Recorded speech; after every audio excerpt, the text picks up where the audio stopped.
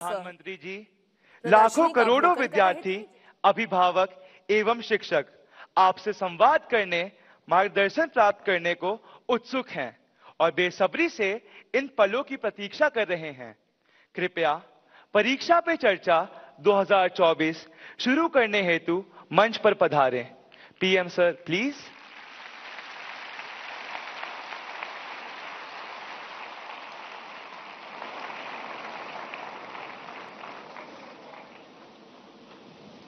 नमस्ते।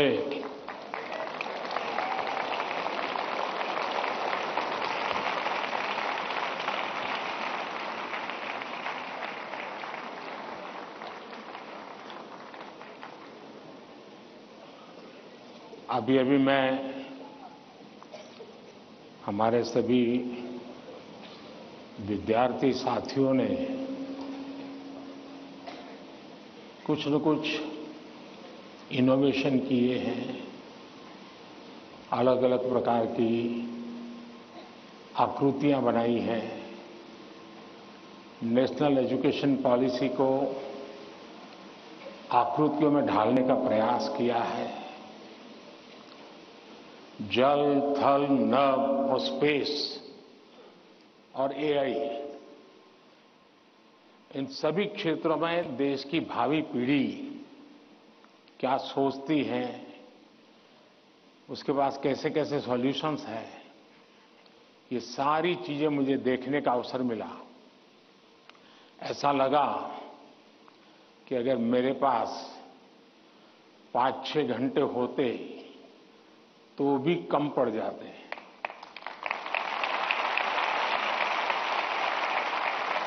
क्योंकि सबने एक से बढ़कर एक प्रस्तुति की है। तो मैं उन विद्यार्थियों को, उनके टीचर्स को, उनके स्कूल को बहुत बहुत बधाई देता हूं और आपसे भी आग्रह करता हूं कि आप जाने से पहले उस एग्जीबिशन को जरूर देखें और उसमें क्या है उसको समझने की कोशिश करें और अपनी स्कूल में वापस जाने के बाद अपने जो अनुभव है वो जरूर और विद्यार्थियों के साथ शेयर करें। करेंगे? इधर से आवाज आई, उधर से नहीं आई, उधर से नहीं आई। करेंगे? मेरी आवाज सुनाई देती है ना? अच्छा, आपको पता है आप किस स्थान पर आए हैं?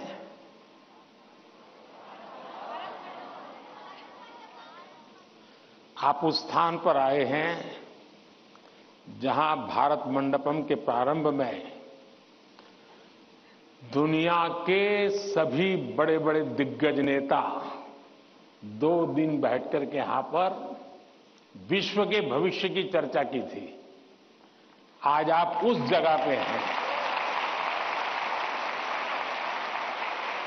और आप भारत के भविष्य की चर्चा आज अपनी परीक्षा की चिंताओं के साथ साथ करने वाले हैं। और एक प्रकार से परीक्षा पे चर्चा ये कार्यक्रम मेरी भी परीक्षा होता है और आप में से बहुत से लोग हैं जो हो सकता है कि मेरी परीक्षा लेना चाहते होंगे। कुछ लोग होंगे जेन्युइनली जिनको लगता होगा कि जरूर कुछ बातें ऐसी पूछी जाए जिसका समाधान खुद को भी मिले, औरों को भी मिले।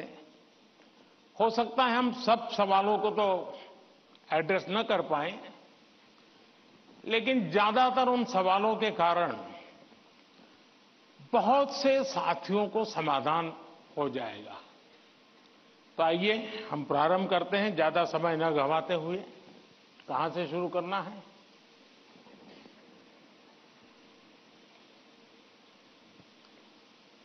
प्रधानमंत्री जी, आपके प्रेरक वचनों के लिए हार्दिक आभार। यही जज्बा रहा तो मुश्किलों का हल निकलेगा। जमीन बंजर हुई तो क्या वहीं से जल निकलेगा। कोशिश जारी रख कुछ कर गुजरने की, इन्हीं रातों के दामन से सुनहरा कल निकलेगा, इन्हीं रातों के दामन से सुनहरा कल निकलेगा। प्रधानमंत्री जी, आपका प्रेरक एवं ज्ञानवर्धक उद्बोधन हमें सदैव सकारात्मक ऊर्जा और विश्वास से भर देता है।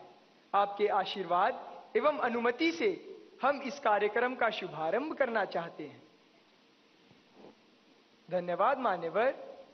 प्रधानमंत्री जी, रक्षा, स्वास्थ्य और पर्यटन के क्षेत्र में भारत के सहयोगी अरब देश ओमान स्थित इंडियन स्कूल धारसेट की छात्रा दानिया शबू हमसे ऑनलाइन जुड़ रही है और आपसे एक प्रश्न पूछना चाहती है। दानिया, कृपया अपना प्रश्न पूछिए। Respected Prime Minister, I am Dania Shabu Varghese of Class 10 from Indian School Darsit, Oman. My question is, how do cultural and societal expectations contribute to the pressure students feel during examinations, and how can these external influences be addressed? Thank you. धन्यवाद डैनिया। Sir, विश्व के सबसे बड़े लोकतंत्र भारत की राजधानी दिल्ली स्थित government Sarvodaya बाल विद्यालय बुराड़ी से मोहम्मद अर्श हमसे ऑनलाइन जुड़ रहे हैं और आपसे अपने मन के संदेह का निवारण चाहते हैं। मोहम्मद अर्श, कृपया अपना प्रश्न पूछिए। माननीय प्रधानमंत्री जी, नमस्कार। मेरा नाम अर्श है। मैं जीएसबीवी बुराड़ी 12th H का छात्र हूं। मेरा आपसे प्रश्न ये है कि हम अपने परिवेश में परीक्षाओं को लेकर नकारात्मक चर्चाओं को कैसे संबोधित कर सकते हैं, जो हमारी पढ़ाई और अच्छा प्रदर्शन करने की क्षमता को महत्वपूर्ण रूप से प्रभावित करती है। क्या छात्रों के लिए अधिक सकारात्मक और सहायक वातावरण बनाने के लिए कदम उठाए जा सकते हैं? धन्यवाद। Thank you Mohammad. ओमान से दानिया शबू और दिल्ली से मोहम्मद अर्श तथा हमारे जैसे अनेक विद्यार्थी समाज और आसपास के लोगों की एक्सपेक्टेशंस के प्रेशर को हैंडल नहीं कर पाते। कृपया उनका मार्गदर्शन करें।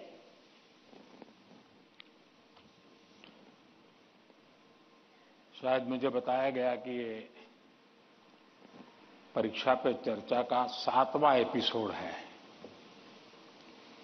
और जितना मुझे याद है, मैंने देखा है कि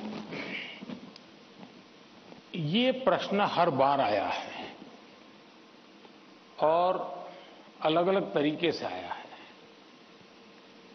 इसका मतलब ये है कि 7 साल में 7 अलग अलग बैचेज इस परिस्थितियों से गुजरी है और हर नई बैच को भी इन्हीं समस्याओं का सामना करना पड़ रहा है। अब विद्यार्थियों की बैच तो बदलती है, लेकिन टीचर की बैच इतनी जल्दी बदलती नहीं है।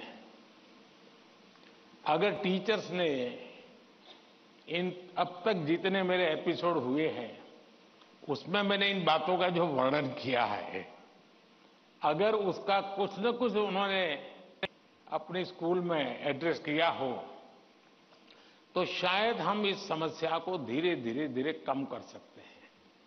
उसी प्रकार से हर परिवार में ज्यादातर हो सकता है बड़े बेटे ने या बेटी ने पहले एक आध बार ये ट्रायल हुआ हो, लेकिन उनके लिए ज्यादा एक्सपीरियंस नहीं है। लेकिन हर मां बाप ने किसी न किसी रूप में इस समस्या को जरूर अनुभव किया है। अब सवाल यह है कि इसका समाधान क्या हो। हम ये तो नहीं कह सकते भाई स्विच ऑफ, प्रेशर बंद, ऐसा तो नहीं कर सकते। तो हमने अपने आप को एक तो किसी भी प्रकार के प्रेशर को झेलने के लिए सामर्थ्यवान बनाना चाहिए। रोते बैठना नहीं चाहिए, मान के चलना चाहिए कि जीवन में आता रहता है, दबाव बनता रहता है, तो खुद को तैयार करना पड़ता है। अब जैसे कभी आप उस स्थान पे जाते हैं जहां ठंड ज्यादा है और आप किसी गर्म इलाके में रहते हैं, तो आप मन को तैयार करते हैं कि आज अब मुझे 3-4 दिन के बाद ऐसे इलाके में जाना है जहां ठंड ज्यादा है, तो मन से आप तैयार करते हैं तो धीरे धीरे तो लगता है, पहुंचने के बाद कभी लगता है यार मैंने तो सोचा था उससे तो ठंड कम है, क्योंकि आपने मन से तय कर लिया है। और इसलिए आप टेम्परेचर कितना है कितना नहीं वो देखने की जरूरत नहीं पड़ती, आपका मन तैयार हो जाता है। वैसे ही दबाव को हमने अपने तरीके से मन से एक बार इस स्थिति से जीतना है, ये तो संकल्प करना होता है। दूसरा, ये जरा दबाव के प्रकार देखें। एक तो दबाव होता है खुद ने ही जो अपने लिए तय करके रखा है कि सुबह 4 बजे उठना ही उठना है, रात को 11 बजे तक पढ़ना ही पढ़ना है, आपने तो इतने आंसर सॉल्व करके ही जीतना है, और बड़ा दबाव खुद ही अनुभव करते हैं। मैं समझता हूं हमने उतना स्ट्रेच नहीं करना चाहिए कि जिसके कारण हमारी एबिलिटी ही टूट जाए।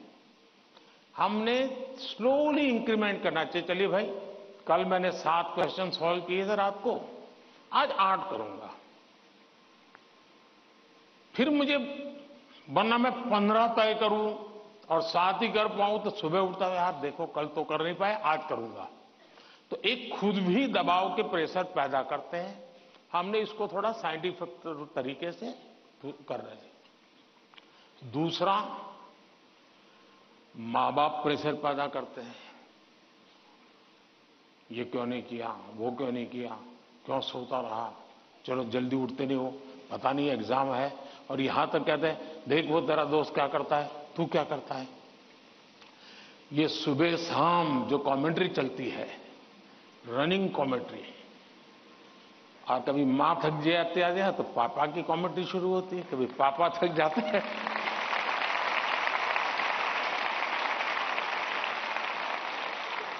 तो बड़े भाई की कमेंट्री शुरू हो जाती है, और वो अगर कम पढ़ता है तो स्कूल में टीचर की।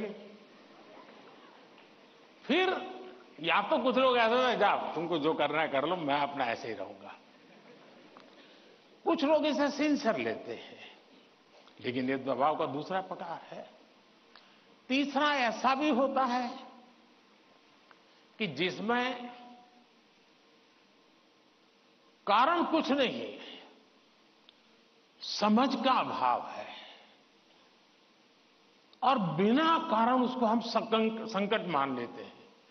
जब एक्चुअली करते हैं तो लगता है नहीं यार इतना मुश्किल नहीं था, मैंने बेकार में दबाव झेलता रहा। तो मुझे लगता है कि एक तो इनको पूरे परिवार ने, टीचर ने, सबने मिलकर के एड्रेस करना होगा। सिर्फ स्टूडेंट एड्रेस कर लेगा, सिर्फ पेरेंट्स एड्रेस कर लेंगे, इतने से बात बननी नहीं है। और मैं मानता हूं कि ये लगातार परिवारों में भी बातचीत होती रहनी चाहिए। हर परिवार ऐसी स्थितियों में कैसे हैंडल करता है उसकी चर्चाएं होनी चाहिए। उसकी एक सिस्टमेटिक थियरी के बजाय हमने धीरे धीरे चीजों को इवॉल्व करना चाहिए। अगर ये इवॉल्व करते हैं तो मुझे पक्का विश्वास है कि हम इन चीजों से बाहर निकल के आते हैं। धन्यवाद।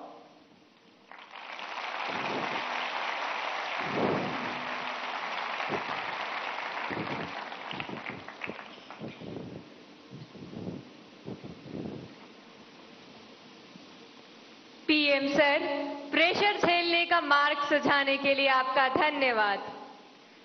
वीर सावरकर के बलिदान के साक्षी एवं अनुपम प्राकृतिक सौंदर्य के लिए प्रसिद्ध अंडमान निकोबार द्वीप समूह से एक अभिभावक भाग्य लक्ष्मी जी हमसे वर्चुअल माध्यम से जुड़ रही हैं। भाग्य लक्ष्मी जी, अपना प्रश्न पूछिए। माननीय प्रधानमंत्री जी नमस्कार। एक अभिभावक होने के नाते मेरा आपसे सवाल है कि छात्रा पर जो पीर प्रेशर रहता है, जो कि एक तरह से दोस्ती की सुंदरता छीन लेता है, और छात्राओं को अपने ही दोस्तों के साथ प्रतिस्पर्धा करा देता है, उस पर आपकी क्या राय है? कृपया मुझे समाधान दें। धन्यवाद।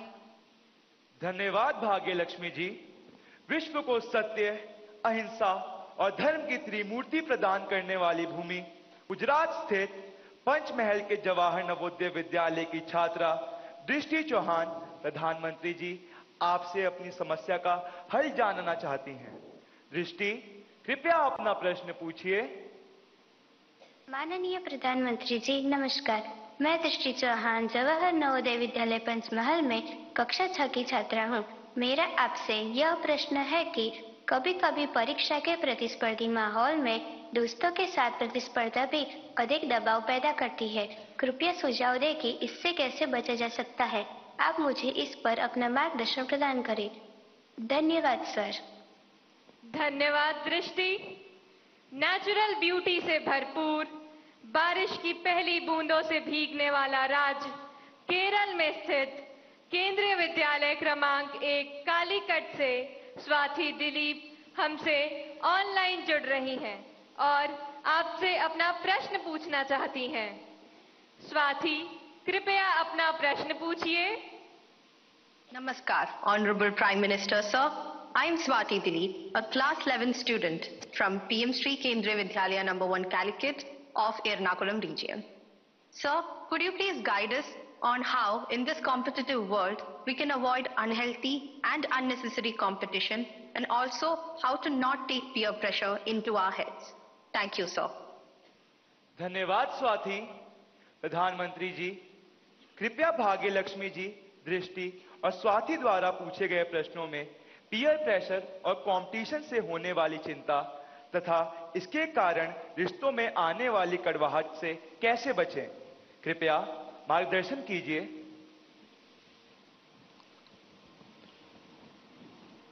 अगर जीवन में चुनौतियां न हो, स्पर्धा न हो, तो फिर जीवन बहुत ही प्रेरणाहीन बन जाएगा, चेतनाहीन बन जाएगा। कंपटीशन होनी ही चाहिए, लेकिन जैसे एक सवाल में पूछा कालीकट से बच्ची ने, हेल्दी कंपटीशन, इसलिए कंपटीशन हेल्दी होना चाहिए। अब आपका जो सवाल है वो जरा डेंजर है और वो मुझे चिंता कराता है। शायद मुझे भी इस परीक्षा पे चर्चा पे इस प्रकार का सवाल पहली बार आया है। देखिए, कभी कभी इस प्रवृत्ति का जहर, ये बीज पारिवारिक वातावरण में ही बो दिया जाता है। घर में भी माँ बाप, दो बच्चे हैं तो दोनों के बीच में कभी एक के लिए अच्छा बोलेंगे, कभी दूसरे के लिए। तो कभी उन दो भाई बहन में भी, या दो भाई में भी, या दो बहनों में भी, देखिए मां ने उसको तो ये कह दिया और मुझे ऐसा कह दिया। एक इस प्रकार की विकृत स्पर्धा का भाव जाने अनजाने में परिवार के रोजमर्रा के जीवन में बो दिया जाता है। और इसलिए मेरी सभी पेरेंट्स से आग्रह है कि कृपा करके बच्चों की इस प्रकार की कंपैरिजन, अपने ही संतानों की ऐसी कंपैरिजन मत कीजिए। उसके अंदर एक द्वेष का भाव पैदा कर देते हैं और वो परिवार में भी कभी न कभी लंबे समय के बाद वो बीज एक बहुत बड़ा जहरीला वृक्ष बन जाता है। उसी प्रकार से मैंने बहुत पहले एक वीडियो देखा था, शायद आप लोगों ने भी देखा होगा। कुछ दिव्यांग बच्चे, उनकी एक कंपटीशन में सब दौड़ रहे हैं। 12-15 बच्चे अलग अलग, किसी दिव्यांग है तो कठिनाइयां है, लेकिन वो दौड़ रहे हैं। इतने में एक बच्चा गिर जाता है। अब ज्यादा बुद्धिमान लोग होते तो क्या करते? वाह, ये तो गया, चलो यार एक तो स्पर्धा में कम हो गया। लेकिन उन बच्चों ने क्या किया, सबके सब जो आगे चले गए थे वो भी पीछे आए, जो दौड़ रहे थे वो भी रुक गए। पहले उन सब ने उसको खड़ा किया और फिर दौड़ना शुरू किया।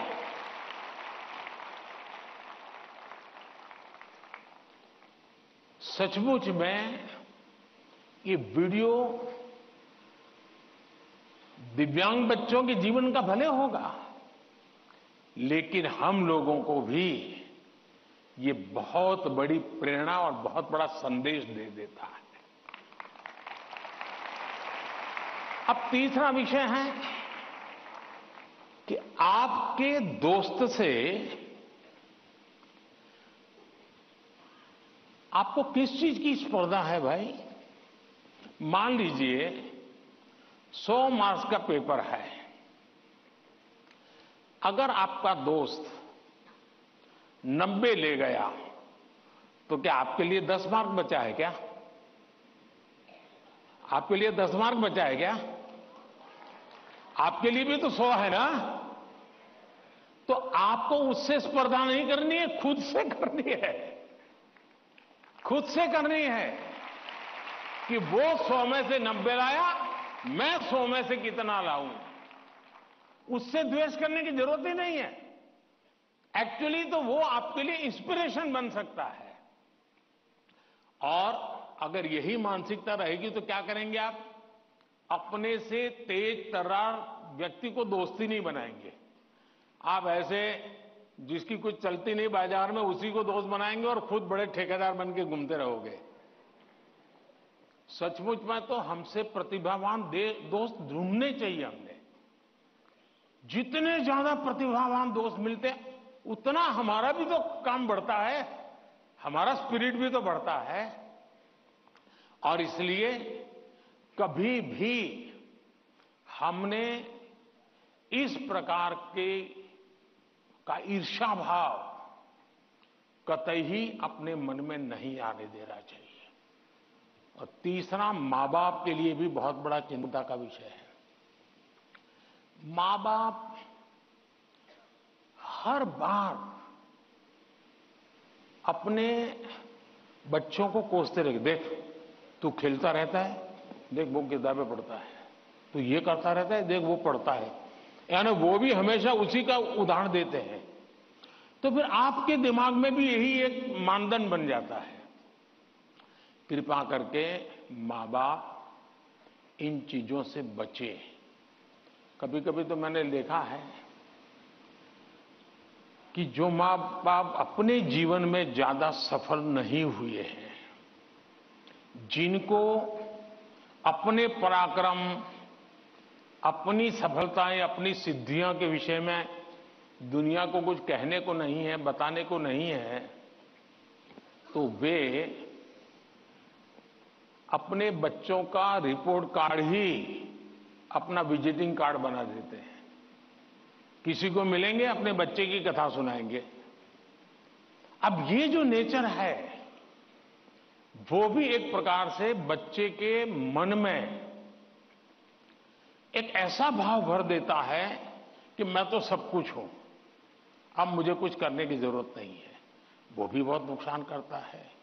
सचमुच में तो हमें अपने दोस्त में से ईर्ष्या भाव के बजाय उसके सामर्थ्य को ढूंढने का प्रयास करना चाहिए। उसके अंदर अगर मैथमेटिक्स में एक्सपर्टाइज है, मेरी कम है, मेरे टीचर से ज्यादा अगर मेरा दोस्त मुझे मैथमेटिक्स में मदद करेगा तो वो मेरी साइकी समझ करके करेगा और हो सकता है मैं भी उसी की तरह मैथमेटिक्स में आगे जाऊंगा। वो अगर लैंग्वेज में वीक है और मैं लैंग्वेज में मजबूत हूं, मैं अगर लैंग्वेज में उसकी मदद करता हूं तो हम दोनों को एक दूसरे की ताकत जोड़ेगी और हम अधिक सामर्थ्यवान बनेंगे। और इसलिए कृपा करके हम अपने दोस्तों से स्पर्धा और ईर्ष्या के भाव में न डूबें। और मैंने तो ऐसे लोग देखे हैं कि खुद फेल हो जाए, लेकिन अगर दोस्त सफल हुआ है तो मिठाई वो बांटता है। मैंने ऐसे भी दोस्त देखे हैं कि जो बहुत अच्छे नंबर से आए हैं लेकिन दोस्त नहीं आया, इसलिए उसने अपने घर में पार्टी नहीं की, फेस्टिवल नहीं मनाया। क्यों? मेरा दोस्त पीछे रह गया। ऐसे भी तो दोस्त होते हैं। और क्या दोस्ती लेन देन का खेल है क्या? जी नहीं, दोस्ती ये लेन देन का खेल नहीं है। जहां कोई प्रकार का इस प्रकार का लेना देना नहीं है, निर्व्याज प्यार होता है, वही तो दोस्ती होती है। और ये जो दोस्ती होती ना, वो स्कूल छोड़िए जिंदगी भर आपके साथ रहती है। और इसलिए कृपा करके दोस्त हमसे ज्यादा तेजस्वी तपस्वी हमें चुनने चाहिए और हमेशा उनसे सीखने का प्रयास करना चाहिए। धन्यवाद।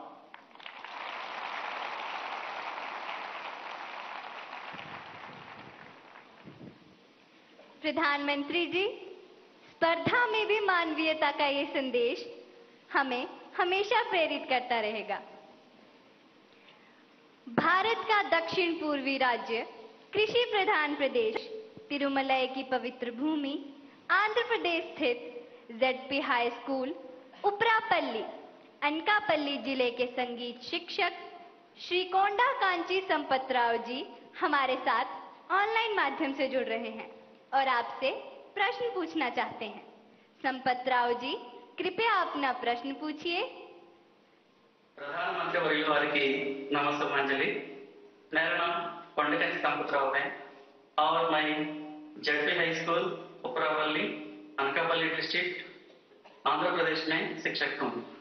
सर, मेरा आपसे यह प्रश्न है कि एक शिक्षक के रूप में मैं किन तरीकों से अपने छात्रों को परीक्षा देने में तनाव मुक्त बनाने में मदद कर सकता हूँ? कृपया इस पर मेरा मार्गदर्शन कीजिए। धन्यवाद। धन्यवाद सर। भारत के पूर्व में चाय बागानों तथा सुंदर पर्वतीय प्रदेश, ब्रह्मपुत्र की भूमि, असम के शिव सागर स्थित हाशारा हाई स्कूल से एक टीचर बंटी मेधी जी, जो कि सभागार में उपस्थित है, प्रधानमंत्री जी से एक प्रश्न पूछना चाहती हैं। मैम, कृपया अपना प्रश्न पूछिए। Namaskar, Honorable Prime Minister Sir, I am Bonti Medhi, a teacher from Sibsagar district, Assam. My question is, what should be the role of a teacher in motivating students? Please guide us. Thank you. धन्यवाद ma'am. प्रधानमंत्री जी, कृपया आंध्र प्रदेश के संगीत शिक्षक श्री संपतराव जी और सभागार में उपस्थित शिक्षिका बंटी मेथी जी द्वारा पूछे गए इन प्रश्नों में वे परीक्षा के समय शिक्षकों की भूमिका के विषय में जानना चाहते हैं कि वे किस प्रकार विद्यार्थियों को तनाव मुक्त रहने में सहायता करें। कृपया समस्त शिक्षक वर्ग का मार्गदर्शन कीजिए। पहले तो मैं समझता हूं जो संगीत के टीचर हैं वो तो अपने क्लास नहीं, पूरी स्कूल के बच्चों का तनाव खत्म कर सकते हैं।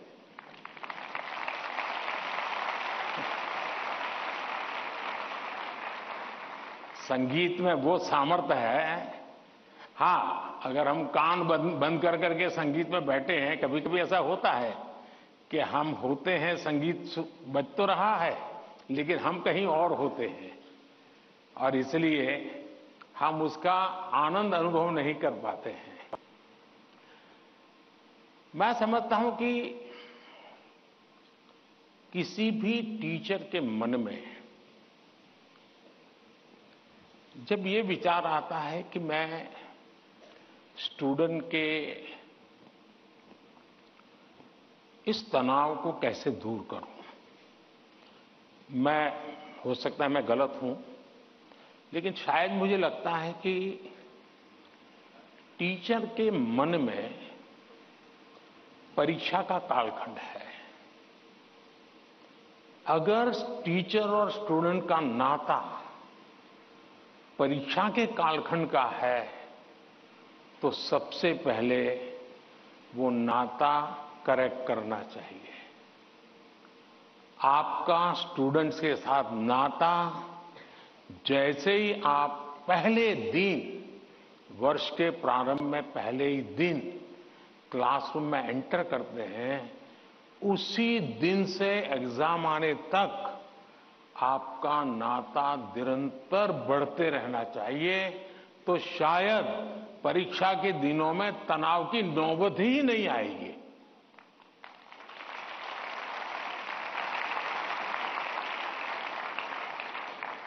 आप सोचिए, आज मोबाइल का जमाना है, स्टूडेंट के पास भी आपका मोबाइल होगा ही होगा।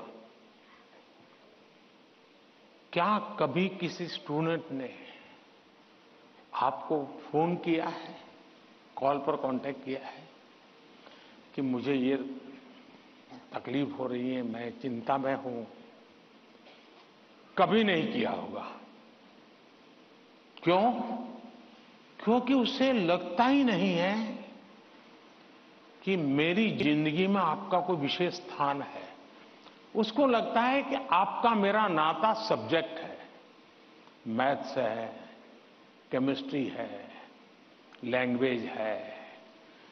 जिस दिन आप सिलेबस से आगे निकल करके उससे नाता जोड़ोगे तो वो अपनी छोटी मोटी दिक्कतों के समय भी जरूर आपसे अपने मन की बात करेगा। अगर ये नाता है तो एग्जाम के समय तनाव की स्थिति पैदा होने की संभावना ही खत्म हो जाएगी। आपने कई डॉक्टर्स देखे होंगे, उन डॉक्टर में डिग्री तो सबके पास होती है, लेकिन कुछ डॉक्टर्स जो जनरल प्रैक्टिशनर्स होते हैं वो ज्यादा सफल इसलिए होते हैं कि पेशेंट आकर के जाने के बाद एक आध दिन के बाद फिर उसको फोन करते हैं कि भाई आपने वो दवाई ठीक से ले ली थी, कैसा है आपका? वो दूसरे दिन अपने अस्पताल आएगा, तब तक इंतजार करने के बजाय बीच में एक आध बार बात कर लेते हैं। और वो बॉन्डिंग होता है ना, वो उसको आधा ठीक कर देता है। आप में से कोई टीचर ऐसे हैं, मान लीजिए किसी बच्चे ने बहुत अच्छा किया और जाकर के उस परिवार में बैठ करके कहा, भाई आज तो मैं मिठाई खाने आया हूं, आपके बच्चे ने इतना शानदार कर दिया, आज आपसे मिठाई खाऊंगा। आपको कल्पना आती है कि उस माँ बाप को, जब आप, बच्चे ने तो बताया ही होगा घर में जाकर के कि आज मैं ये करके आया हूं, लेकिन एक टीचर खुद जाकर के अगर बताता है तो उस परिवार में टीचर का आना, टीचर का बताना उस बच्चे को भी ताकत देगा और परिवार भी कभी कभी और कुछ सोचता होगा। जब टीचर ने आके कहा तो परिवार भी सोचा, यार मेरे बच्चे में ये तो शक्ति हमें मालूम नहीं थी, लेकिन टीचर ने जो वर्णन किया वाकई हमें थोड़ा ध्यान देने की जरूरत है। तो आप देखेंगे कि एकदम से माहौल बदल जाएगा। और इसलिए पहली बात यह है, परीक्षा के समय तनाव दूर करने के लिए क्या करना, उसके लिए तो मैंने बहुत कुछ कह चुका हूं, मैं उसको रिपीट नहीं करता हूं। लेकिन अगर वर्ष भर आपका उसके साथ नाता रहता है, मैं तो कभी कभी पूछता हूं कई टीचरों को कि भाई आप 30 साल से टीचर हैं, जो पहले बार आपके यहां पढ़ाई करके गए होंगे शुरू में, अब तो उनकी शादी हो गई होगी, क्या कोई आपका स्टूडेंट अपना शादी का कार्ड देने आया था क्या? 99% टीचर मुझे कहते हैं कि नहीं, कोई स्टूडेंट नहीं आया। मतलब हम जॉब करते थे, हम जिंदगी नहीं बदलते थे। टीचर का काम जॉब बदलना नहीं है, टीचर का काम जॉब